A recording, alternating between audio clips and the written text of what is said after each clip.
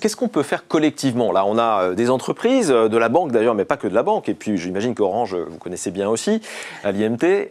Qu'est-ce qu'on peut faire collectivement, d'accord, à la fois, j'allais dire, à votre échelle, à l'échelle de l'entreprise, mais peut-être aussi, puisqu'on l'a dit tout à l'heure, bien avant. Et là, j'avais envie de distribuer un petit peu la parole. Alors, Martine, vous allez commencer, et puis ensuite, on passera la parole à Anne-Cécile. Très bien. Alors, nous, concrètement, déjà, en janvier dernier, on a créé un groupe de travail diversité qui rassemble en fait tous les référents égalité, diversité qui sont présents dans nos écoles. On a également donc mandaté pour faire ce travail un cabinet de consultants pour pouvoir vraiment poser un constat clair, chiffré, faire un état des lieux un petit peu de la situation dans nos écoles et ensuite trouver des actions à conduire. Donc l'objectif, c'est vraiment de comprendre quels sont les freins rencontrés, quelles sont les motivations spécifiques des jeunes filles, leur opinion, qu'elles soient favorables ou défavorables envers ces formations plus scientifiques ou technologiques, et aussi faire évoluer finalement la représentativité des jeunes filles dans nos écoles. Pour ça, on travaille sur tout ce qui est identification des raisons de cette faible attractivité, les facteurs qui peuvent aussi influencer l'orientation ou non des jeunes filles vers ces filières de l'ingénierie, aussi prendre la mesure aussi des perspectives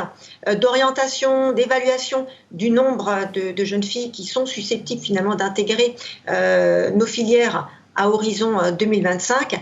Et surtout, comme je vous le disais, c'est aussi de pouvoir identifier tous les leviers d'action pour que nous, on puisse vraiment favoriser cette orientation vers nos métiers, nos formations, et à terme, à court terme, en tout cas vers le mois de mai, juin, on va surtout faire des préconisations, on va aussi définir un plan d'action qui va être destiné donc à augmenter cette part des jeunes filles dans nos écoles. Voilà concrètement un petit peu dans quelle démarche on est. Merci Martine. Alors, je vois que le temps passe très vite, évidemment. On pourrait passer encore très très longtemps sur ce sujet. J'ai envie juste de faire un dernier tour de table très bref avec Anne-Cécile et Christine. Je vous demanderai d'être assez synthétique, s'il vous plaît, et de réagir à ce que vient de dire Martine pour voir ce qu'on peut faire collectivement ensemble, et ce que vous faites d'ailleurs à votre échelle, Anne-Cécile.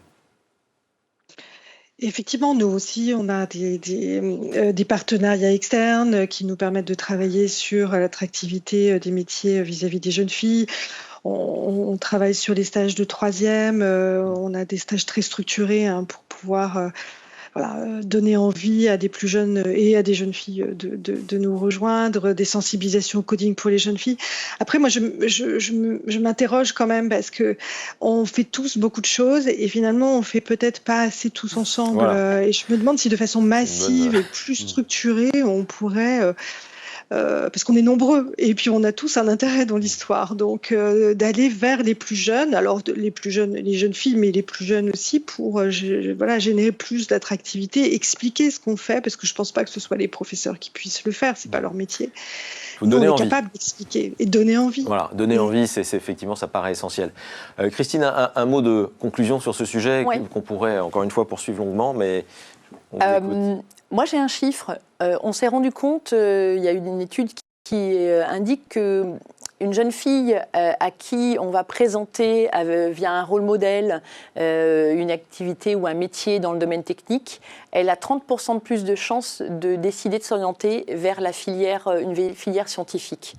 Donc ça, je pense que c'est très important en termes de comment orienter finalement nos actions.